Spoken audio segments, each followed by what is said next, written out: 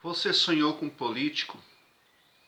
Teve uma pessoa que sonhou e compartilhou conosco. Diz o seguinte, o comentário. Sonhei essa noite que estava conversando uma conversa muito amistosa com o presidente Lula. Fiquei feliz, mas sonhei na mesma noite que estava sepultando Sérgio Moro e ele se mexia no caixão. Então, quando é que você sonha que está interagindo amigavelmente com um político, e mais em especial com ex-presidentes ou com os presidentes atuais? É quando você já tem um grau elevado de empatia para aquela pessoa e daí subindo mais ainda o seu nível de admiração e amizade, você passa a ter uma ligação astral com a pessoa. E tem muitas pessoas que conseguem inclusive ver o que o político, o que o presidente está fazendo ilustrativamente naquele momento. Quando uma pessoa sonha que vê o presidente da república, ou ex-presidente, ou um político, é porque ela tem um sentimento de empatia muito forte, é porque tem ideias, inclusive, que fecham muito. A pessoa ela começa inicialmente uma relação de simpatia, né? Depois cresce e se torna empatia.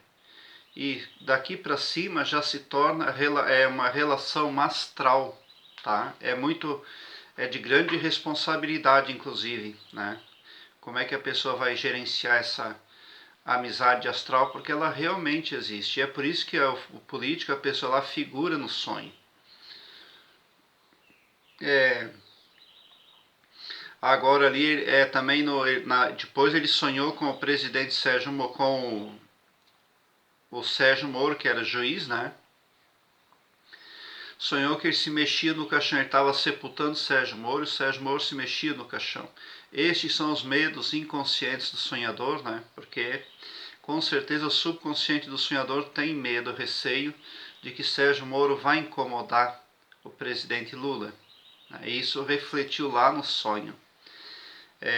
Porque também a parte subconsciente deste sonhador vê os problemas ali relativos à política e ao presidente Lula como problemas que ainda não morreram totalmente. Ainda tem esse medo ali de que os problemas venham a subir novamente. Então é por isso também que figurou o Sérgio Moro dentro do caixão se mexendo. É o medo de que os problemas voltem a assombrar o presidente Lula.